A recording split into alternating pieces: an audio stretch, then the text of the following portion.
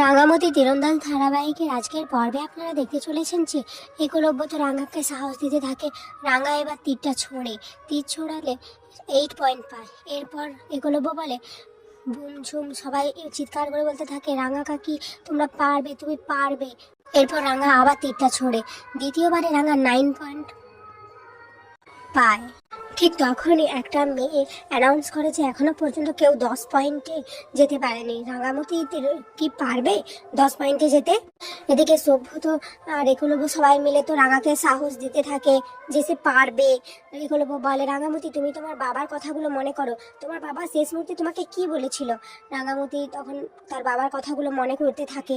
এরপর রাঙা তার নিজের বাবার নাম নিয়ে তীরটা ছুঁড়ে দেয় আর 10 পয়েন্ট পেয়ে যায়। এটা দেখে সবাই তো অবাক হয়ে যায়, সাথে খুশি হয়ে যায়। একলব্য সে সবার সামনে চিৎকার করে বলে ওঠে ইয়েস ইউ হ্যাভ ডান ইট, রাঙামতি তুমি করে দেখেছো, তুমি পেরেছো। তখনই একটা মেয়ে অ্যানাউন্স করতে থাকে যে একটু আগে রাঙামতি যেভাবে অসুস্থ হয়ে পড়েছিল তারপর উঠে দাঁড়িয়ে যেভাবে ঘুরে দাঁড়ালো, সত্যি অবিশ্বাস্য জয় এটা। এদিকে রাঙার কোচ তো খুব খুশি হয়ে যায়, রাঙার কাছে এসে রাঙাকে জড়িয়ে ধরে। একলব্যও খুব খুশি হয়ে যায়, রাঙাকে বলে তুমি পেরেছো রাঙা, তুমি পেরেছো। এদিকে রাঙা তো ছুটে একলব্যর কাছে চলে যায়। আর আহির এই সমস্ত কিছু লক্ষ্য করে সে কাঁদতে থাকে, রাগও হয় তার যে সে এত কিছু করেও রাঙার কোনো ক্ষতি করতে পারলো না, তাকে এই চ্যাম্পিয়নশিপ খেলা থেকে আটকাতে পারলো না। অপরদিকে সভ্যত বাড়িতে বৃন্দাকে ফোন করে জানায় যে রাঙা জিতে গেছে। বৃন্দা তো আকাশ থেকে পড়ে যায়, হাঁ হয়ে যায়। সে বলে কিভাবে রাঙা জিততে পারলো। তখন সভ্য বলে হ্যাঁ রাঙা জিতেছে, আমার আজকের এই সাজটা আজ সার্থক হয়েছে। সভ্য তো খুব খুশি হয়, বৃন্দাকে বলে এরপরে দেখবে রাঙা ন্যাশনালে যাবে, বিদেশে যাবে। বৃন্দা তো খুব রেগে যায় এইসব শুনে, সভ্যকে বলে শাট আপ বলে ফোনটা রেখে দেয়। এরপর রাঙাকে পুরস্কার দেওয়া হয়। রাঙা তো পুরস্কার পেয়ে নবারুণের কাছে ছুটে এসে জড়িয়ে ধরে। নবারুণ তো রাঙাকে সান্ত্বনা দেয়, রাঙা কান্না করতে থাকে। আর এদিকে সাত্তকীর মুখ তো একদম ছোট হয়ে যায় যে রাঙা কিভাবে জিততে পারলো, সে তো অনেক বড় বড় কথা বলেছিল। অপরদিকে প্রমিতা তো খবর পেয়ে যায় যে রাঙা জিতে গেছে।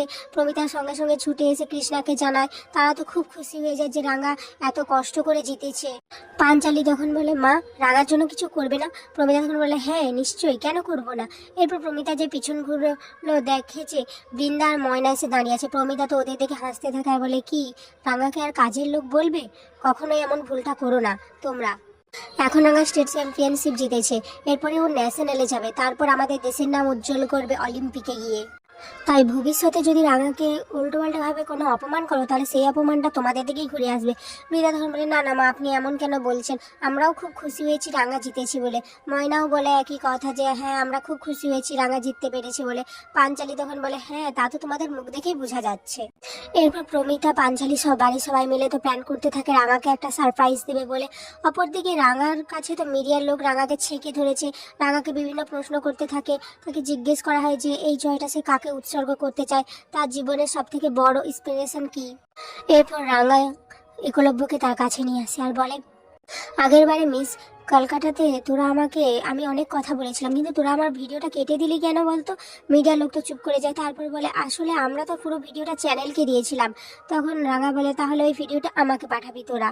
একলব্য তখন বলে কি শুরু করেছো রাঙা, এসব কথা এখন কেন বলছো? আর এসব ভিডিও তোমাকে নিতে হবে না, কাউকে দেখাতে হবে না, তুমি তোমার কথা বল। কেন দরকার আছে? দরকার আছে উড়ানবাবু, রাঙামতি বলে দরকার আছে উড়ানবাবু।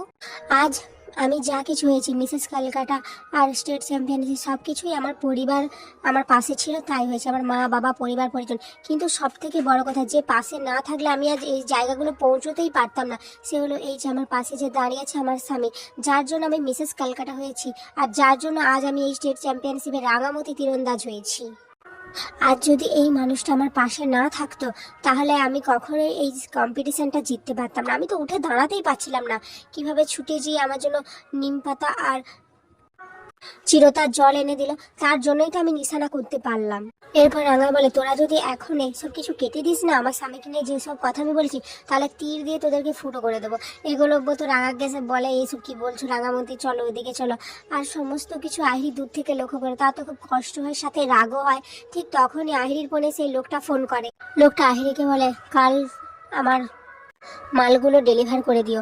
আহিরি তখন বলে হ্যাঁ আমি কাল করে দেবো, কিন্তু আপনি আমার টাকাটা পাঠাবেন।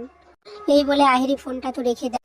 এরপর রাঙা নিজের ট্রফিটা একলব্যর হাতে তুলে দেয়। তারপর সবাই মিলে বাড়ি চলে আসে আর রাঙাকে বরণ করে বাড়িতে ঢোকায় প্রমিতা। এখানে আজকের পর্বটি শেষ হয়ে